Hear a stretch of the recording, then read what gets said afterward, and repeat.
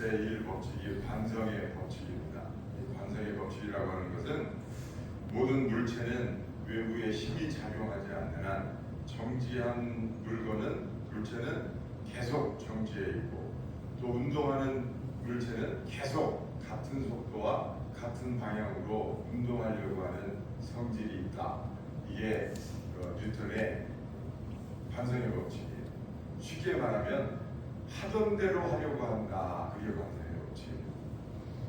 버스가 서 있다가 가만히 있다가 출발할 때 몸이 어떻게 돼요? 뒤로 제껴지잖아요. 근데 막 갈 때는 또 가만히 있어요, 몸이. 그러다가 갑자기 쓰면 어떻게 됩니까? 이렇게 앞으로 가잖아요. 이게 관성의 법칙이에요. 계속 하던 일을 하고 싶은데 뭔가 외부에서 힘이 작용하면은 그 방향대로 계속 가려고 하는 성질이에요. 사람에게도 일종의 이 관성의 법칙이라고 하는 게 있습니다. 그래서 하던 대로 하려고 해요. 늘 하던 생각을 계속하고, 또 늘 하던 행동을 계속하고, 늘 하던 대로 습관적으로 사람이 계속 하려고 합니다. 익숙한 관계와 습관 속에 머물려고 해요. 그래서 잘못된 길인 줄 알아도 방향을 바꾸는 것이 쉽지가 않습니다. 그래서 회개는 어려운 일이라고 생각합니다. 회개가 뭐냐? 히브리어로 메타노이어라는 말이에요. 근데 이 메타노이어는 두 단어가 합성된 말이에요. 메타는 뭐냐? 방향을 바꾸다라는 뜻이에요. 노이어라는 말은 마음이라는 뜻이에요. 그래서 회개라고 하는 것은 뭐냐? 생각과 마음의 방향을 전환하는 것을 바로 회개라고 합니다. 하나님과 멀어지는 길로 가다가 방향을 바꿔서 다시 하나님께로 향하는 것, 그것이 회개입니다. 그러니까 쉽지 않아 보입니다. 왜냐? 관성의 힘을 이겨내야 되기 때문에 그렇습니다. 하나님과 멀어져서 살아가는 삶이 익숙해져 있어요. 하나님과 관계없는 삶이 익숙해져 있어요. 그런데 갑자기 방향을 바꿔서 하나님께로 돌아갔다? 쉬운 일이 아니죠. 그런데 뜻밖의 이 회개의 길을 너무나 기쁘게 달려간 한 사람이 오늘 우리가 이 본문에 소개되고 있습니다. 바로 삭개오입니다. 오늘 우리가 삭개오를 누가복음에서 만나고 있습니다. 누가복음은 누가가 졌죠. 이 누가가 보는 삭개오, 누가의 관점에서 보는 이 삭개오는 굉장히 흥미롭습니다. 삭개오를 이렇게 소개합니다. 첫째는 그는 세리장이요 부자였다고 합니다. 세리장은 이스라엘 백성들의 세금을 쥐어짜서 로마에 갖다 바치는 그런 사람이었어요. 그런데 이스라엘 사람들은 이 세리장 삭개오가 피도 눈물도 없는 민족의 배반자라고 그렇게 생각을 했어요. 그래서 예수님이 삭개오의 집에 들어가셨을 때 사람들이 뭐라고 했느냐? 예수님이 죄인의 집에 들어가셨다 이렇게 말할 정도로 삭개오는 피도 눈물도 없는 사람이었어요. 그래서 그는 부자였습니다. 돈이라고 하면 인정사정 볼 것 없이 인면수심을 사람들에게 고통을 안겨주고 눈물을 안겨다준 사람이 바로 그대로 삭개오였어요. 또 누가는 굳이 삭개오가 키가 작은 사람이라고 기록하고 있습니다. 아마도 돈만 의지한 데는 자신의 외형적인 콤플렉스도 한몫을 한 것 같아요. 내가 사람들에게 인기가 없고 사람들에게 소외를 당했을지라도 돈만 있으면 돼. 돈이 모든 것을 다 커버해 줄 수 있어 라고 생각했던 것 같아요. 우리가 인생을 살아보면 실질적으로 그게 어느 정도 통하기는 합니다. 돈을 가지고 사람들을 끌어모으면 사람들이 모이는 것 같아요. 그러나 사람들의 몸뚱아리는 따라와도 사람들의 마음은 절대 따라오지를 않습니다. 제가 아는 유명한 축구 선수 중에 두 사람이 있습니다. 하나는 호날두고요. 포르투갈의 호날두라고 하는 선수고, 하나는 아르헨티나의 메시라는 선수예요. 아마 여러분들도 뉴스 들으시다가 한 번씩은 다 들어보셨을 거예요. 호날두는 돈이 많으니까 날마다 파티를 합니다. 사람들이 막 매일같이 그 파티장에 가득 차요. 그런데 여러분 생각을 해보세요. 호날두가 아무나 파티장에 오라고 하겠어요? 자기가 마음에 드는 사람, 예? 자기한테 칭찬을 많이 해주는 사람, 이런 사람만 오라고 하겠죠. 근데 그 사람들도 좋은 것도 좋은 장단에 한두 번 춤을 추는 거지 매일 오라고 해보세요. 올 수 있겠어요? 근데 돈을 주는 거예요. 오면 파티를 즐길 수 있고 와서 놀면서 돈을 버니까 얼마나 사람들이 좋겠어요. 그런데 몸만 오는 것뿐이지 마음이 오지는 않아요. 돈이 많은 사람들의 특징이 뭡니까? 주변에 사람들이 있어요. 그러나 진정한 친구는 그다음 많지 않습니다. 이 삭개오도 그랬던 사람인 것 같아요. 세리장이고 부자고 사람들이 주인이라고 했지만 그러나 돈을 열심히 모아서 그 모든 것을 커버해보려고 했던 사람이었습니다. 그런데 또 한 가지 누가는 이 삭개오를 이렇게 소개하고 있습니다. 삭개오가 예수가 어떤 상태를 보니까 예수가 어떤 사람인가 보고자 하여 예수님에 대한 궁금증이 있었어요. 삭개오는 예수님에 대한 소문을 듣고 있었습니다. 어떤 소문이었을까요? 예수님은 회개하라 천국이 가까웠노라 하고 외치시면서 다니셨거든요. 예수님이 죽은 사람도 살리시고 예수님이 병자도 고치시고 귀신도 쫓아내신다는 소문을 들었어요. 삭개오가 돈은 많았지만 그러나 인생에 만족은 없었어요. 평안이 없었습니다. 그래서 삭개오는 생각을 했어요. 도대체 인생이라고 하는 것은 무엇인가?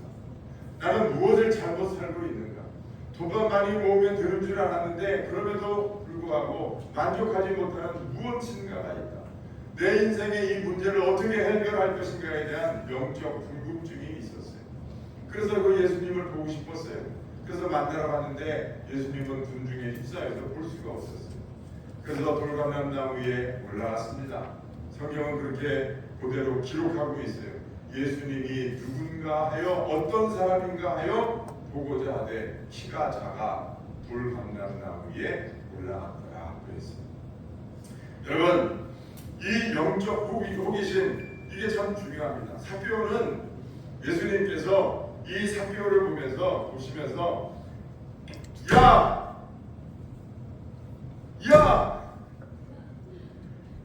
이 천하의 나쁜 놈아 왜 너 어쩜 그렇게 살 수가 있냐?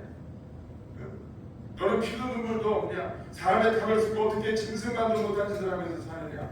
당장 회개해라. 예수님이 삭개오한테 그렇게 말씀하셨어도 삭개오는 그것을 수긍할 각오가 돼 있던 사람이었어요. 자기가 잘못 사는 거 누가 제일 잘 합니까? 누가 제일 잘 알아요? 자기 자신이 제일 잘 알아요. 삭개오는 그런 자기 자신의 삶에 불만이 있었어요. 돈은 많았는데 행복이 없고 평안이 없었어요. 그 미래가 늘 불안했어요. 그래서 야단이라도 맞고 주님이 회개하라고 하셨으니까 도대체 회개를 어떻게 하는 건지 아마 그런 궁금증도 있었을 것 같아요. 삭개오는 예수님한테 야단을 맞고 회개하라고 일침을 받아도 그것을 받아들일 각오가 돼 있었던 것 같아요. 그런데 예수님은 뜻밖의 사람들에게 말씀을 전하시고 나서 삭개오에게 삭개오야 내려와라. 네 집에 좀 가자. 오늘 너하고 같이 내 집에서 내가 같이 지내야 되겠다. 그래서 삭개오가 깜짝 놀랐어요. 그리고 성경에 6절에 보니까 뭐라고 기록이 되어 있습니까? 함께 읽어보십시다. 6절 19장 6절 시작. 급히 내려와 즐거워하며 영접하거든. 삭개오가 너무나 기뻤습니다. 예수님이 자신의 집에 오시겠다고 하는 그 말씀이 너무나 기뻤어요. 자신을 보고 눈을 마주치고 그 많은 관중이 있는 그 상황에서 자신의 눈을 마주치고 자신의 이름을 불러주시면서 자신의 집에 가시겠다는 거예요. 그 사람들이 수군거려요. 주님의 집에 간다고. 그러나 예수님은 아랑곳하지 않고 삭개오의 집에 가시려고 하는 거예요. 삭개오가 너무 기뻤어요. 그래서 기뻐하면서 나무에서 뛰어내려와서 즐거워하면서 영접했다 그랬습니다. 여기서 영접했다고 하는 말은 가장 영광스러운 분으로 자신 안에 모셔드린다는 거예요. 여러분 삭개오는 예수님을 억지로 모셔드린 게 아니에요. 정말 기쁘고 즐거운 마음으로 예수님을 영접했습니다. 그것을 어떻게 할 수 있느냐? 집에 가서 예수님을 모셔놓고 예수님 제가 예수님 뭐라고 하신 것도 아니에요. 너 돈 내놔 이러신 것도 아니고 너 네 재산 팔아서 가난한 사람들에게 나눠줘 그런 것도 아니에요. 근데 자기 입으로 제가 제 소유의 절반을 팔아서 가난한 사람들에게 나눠주고 제가 다른 사람의 것을 빼앗아서 다른 사람들이 억울한 일이 있었다면 제가 찾아내서 4배나 갚겠나이다. 여러분 이 고백은 굉장한 고백이에요. 그동안 삭개오는 돈이 주인이었어요. 그의 인생의 돈이 주인이었는데 지금 그의 인생의 방향이 바뀌는 거예요. 돈을 향해 가던 인생, 자기밖에 모르는 욕심을 따라가는 그 인생이 방향을 틀어서 지금 하나님이 주인된 인생으로 가고 있는 거예요. 그런데 삭개오가 어땠다고요? 슬퍼하면서 눈물을 흘렸습니까? 어쩔 수 없이 고통 속에서 지금 행하는 겁니까? 그렇지 않아요. 삭개오가 기뻐하며 즐거워하면서 지금 이 회개의 길을 걷고 있습니다. 예수님을 받아들이는 순간 회개의 길은 슬픔의 길이 아니라 기쁨의 길이 되었습니다. 성경에는 회개한 사람들의 이야기가 많이 기록되어 있습니다. 베드로가 그랬습니다. 베드로도 회개했습니다. 그리고 예수님께로 돌아왔습니다. 남편을 5씩 바꿔 살았던 수가성 여인의 이야기도 나옵니다. 그도 회개한 여인입니다. 수로보니게 여인도 회개한 여인입니다. 예수님이 자네의 떡을 취하여 개에게 주는 것이 마땅치 않다고 그러셨더니 예, 저는 개 같은 여자입니다 라고 회개했어요. 또 가늠하다 현장에서 붙잡힌 여인도 있었습니다. 예수 믿는 사람들을 핍박하던 사도 바울도 있었습니다. 그런데 여러분 이 사람들의 공통적인 게 뭐냐? 어느 누구 하나 괴롭고 힘들어서 회개하다가 중간에 포기한 사람이 없었다는 사실입니다. 그들은 하나같이 눈물을 흘렸습니다. 그 눈물은 고통과 슬픔의 눈물이 아니었습니다. 그 눈물은 기쁨과 감사의 눈물이었습니다. 무언가 잃어버렸다에 대한 아픈 눈물이 아니라 이제야 비로소 찾았다라고 하는 기쁨과 감사의 눈물이었습니다. 과거와 미래의 고통에 대한 눈물이 아니라 용서받은 기쁨과 감사와 감격의 눈물이었습니다. 그리고 그들은 한결같이 복된 인생을 살았습니다.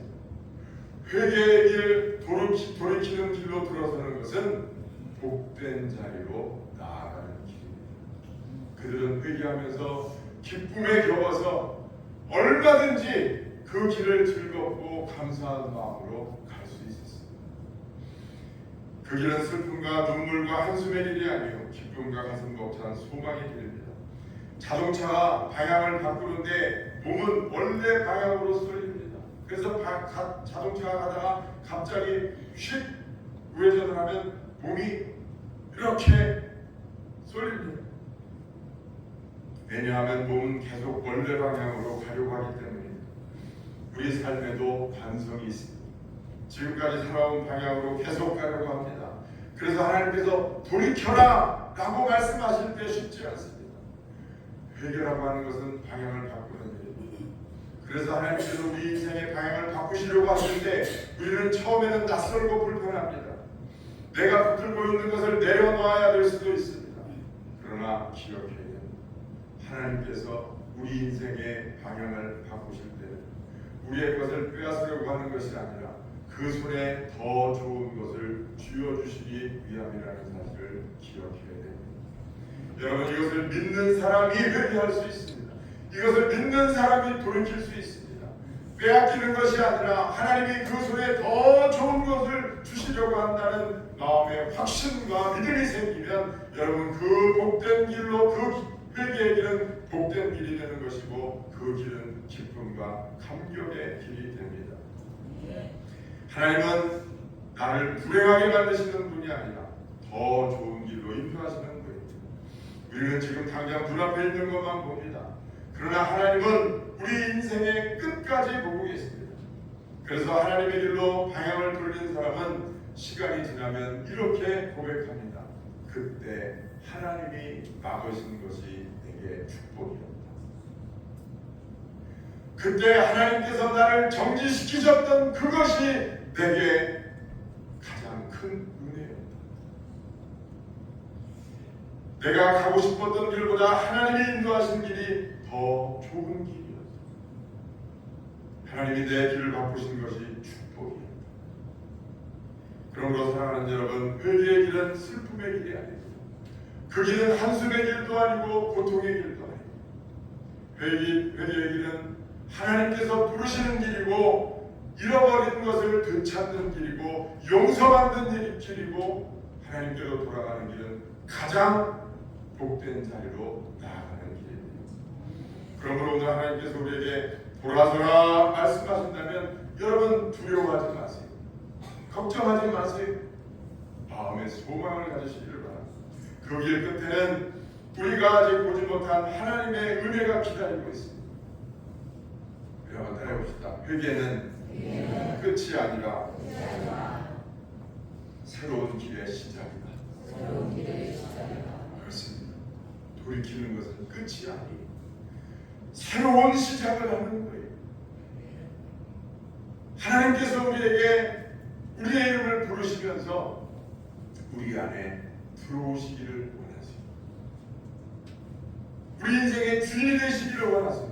우리 인생을 빼앗아가려고 하시는 것이 아니라 진짜 복된 인생, 진짜 멋진 인생, 진짜 찬란한 인생을 살게 하시기 위해서 우리를 부르시는 겁니다. 그 부르심에 여러분 우리 모두 기쁨으로 화답할 수 있기를 주님으로 축원합니다. 존 뉴턴이라고 하는 사람이 있습니다. 그는 젊은 시절 사람을 팔고 사는 노예 구역에 관여했던 사람입니다. 그도 역시 상기로처럼 돈이 그 인생의 주인이었습니다. 그래서 사람을 팔고 사는 것에 대한 아무런 죄책감이 없었습니다. 사람을 팔고 살다가 보면 여러분 부부 사이를 갈라놔야 될 때고 갈라놔야 될 때도 있고 부모 자식 간을 갈라놔야 될 때도 있습니다. 부모가 없는 고아의 형제를 갈라놔야 될 때도 있어요. 그러나 존 뉴턴은 아랑곳하지 않았어요. 돈만 된다면 얼마든지 그 일을 감당해냈습니다. 그러나 그런 이 존 뉴턴의 인생에 문제가 생기기 시작했어요. 하나님이 개입하셨어요. 존 뉴턴이 하나님께 은혜를 받게 됐습니다. 그래서 이제는 더 이상 그 일을 하면 안 된다고 생각을 하고 있었는데 쉽게 돼요? 평생을 돈을 섬기면서 살았는데 그 인생을 바꾼다고 하는 게 싫습니까? 관성의 법칙 때문에 안 되는 거예요. 그런데 성령께서 그에게 보여주신 미래의 은혜로운 삶은 더 이상 그를 죄의 자리에 붙들어 놓지 못했습니다. 돈이 주인인 삶이 하나님이 주인 되신 삶으로 방향이 바뀌기 시작했습니다. 처음에는 너무나 자신이 내려놓아야 될 것들이 너무나 크고 안타까워서 그것을 내려놓을 용기가 없었는데 하나님의 은혜가 그 심령 안에 씨를 뿌리고 그 씨앗이 점점 자라나면서 그 은혜가 자신 안에 하나님의 나라를 일구어 나가는데 성령께서 그의 인생의 앞길이 얼마나 은혜와 축복이 넘치고 생명이 넘치는 삶이 되는지를 성령께서 그 심령에 투영해 주십니다. 견딜 수가 없어요. 견딜 수가 없어요. 더 이상 사람을 팔고 사는 사고 파는 그런 인생을 가지고 살아갈 수가 없는 거예요. 그래서 존 뉴턴은 드디어 자신의 삶의 방향을 바꾸기로 결심을 합니다.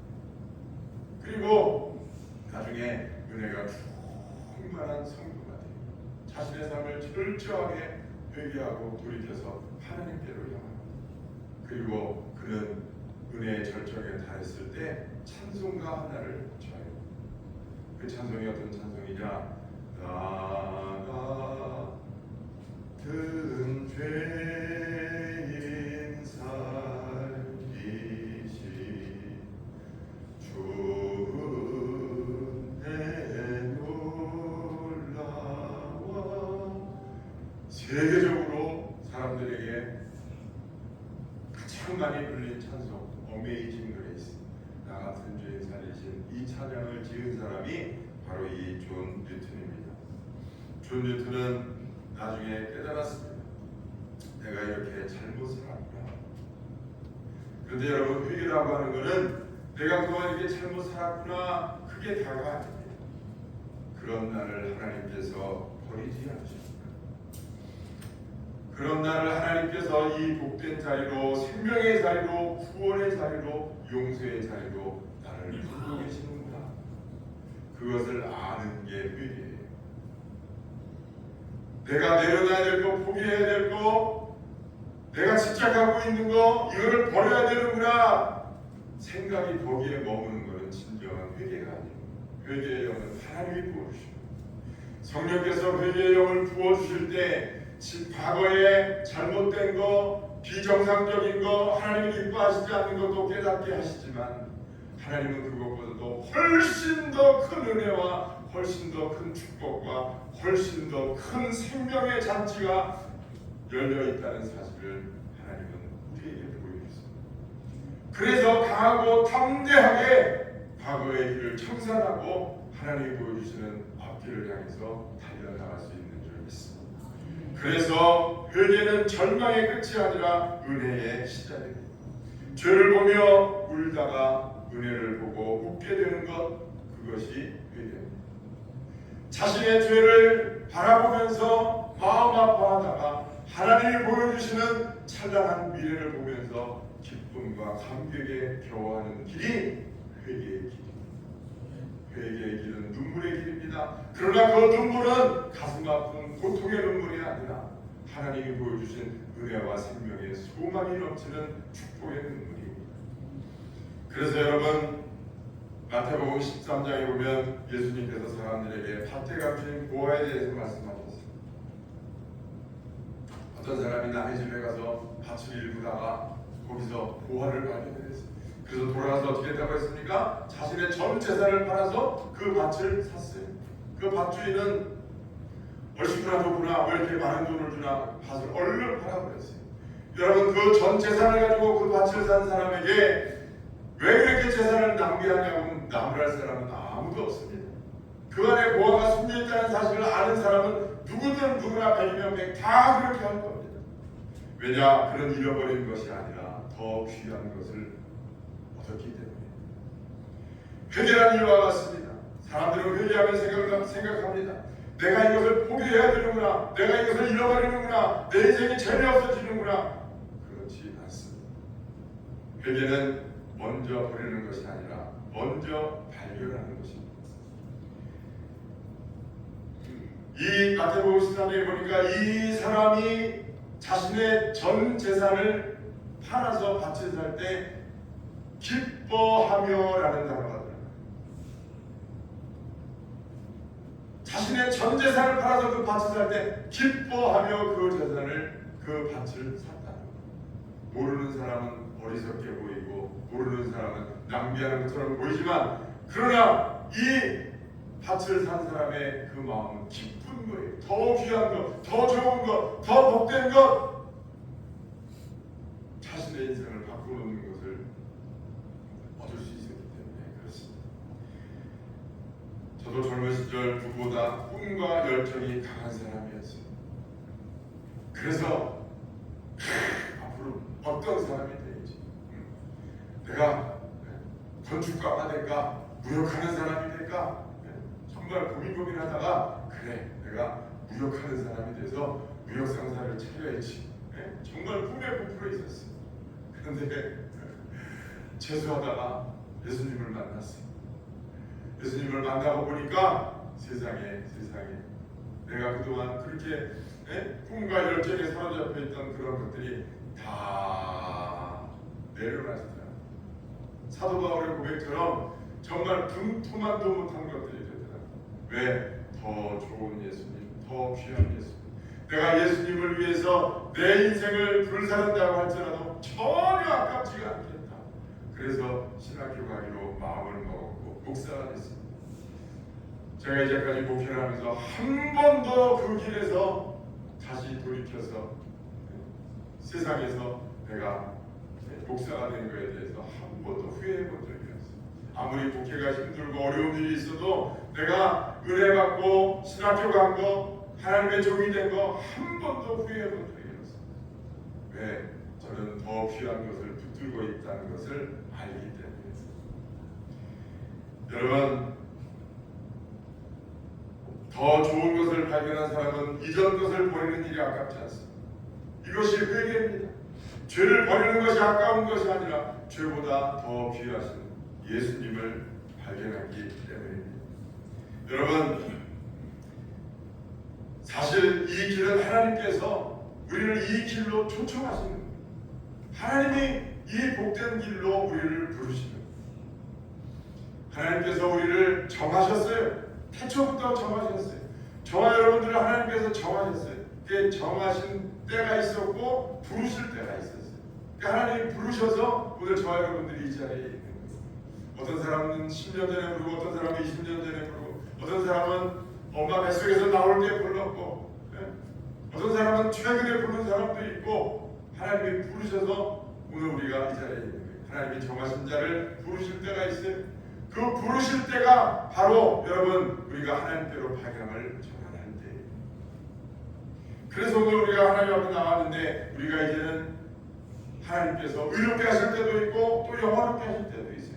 우리에게 참 믿음을 주셔서 우리에게 여러분 의의 옷을 입혀주실 때도 있고 성령으로 충만하게 하셔서 우리를 또 영화롭게 하실 때도 있습니다. 이 모든 것이 사실은 하나님께서 처음부터 다 정하셔서 하나님의 때에 우리를 부르시는 과정입니다. 그러므로 여러분 회개해야 하는 것도요 우리 마음대로 되는 게 아니에요. 회개의 영을 부어주시고 성경을 통해서 우리를 불러주시는 거예요. 그러니까 여러분 우리 마음에 내가 이렇게 살면 안 되지 그런 생각이 들 때 사실은 하나님이 우리를 부르고 계시다는 사실을 잊지 마시기를 바랍니다. 돈이 최고라고 달려가던 삭개오가 왜 예수님이 누구신가 보고 싶어졌을까요? 그 마음에 이미 회개의 영이 찾아오는 거예요. 하나님께서 부르시는 그 음성이 그 심령에 들린 거예요. 그래서 예수님을 만나고 싶었던 거예요. 예수님이 그 나무에서 내려오라고 하실 때 기뻤던 거예요. 이미 그 마음속에 하나님의 부르심이 있었기 때문에 그러므로 여러분 하나님께서 이 복된 자리로 여러분을 부르실 때가 있습니다. 그러면 그 길의 여정에 어떤 일이 있을지 그 길에 어떤 축복의 결과들이 나타나게 될지 성령께서 그 마음에 깨닫게 하시고 보여주세요. 그러면 여러분 내가 이대로 살면 안 되지 라는 생각이 들거든 여러분 하나님 앞에 기도하십시오.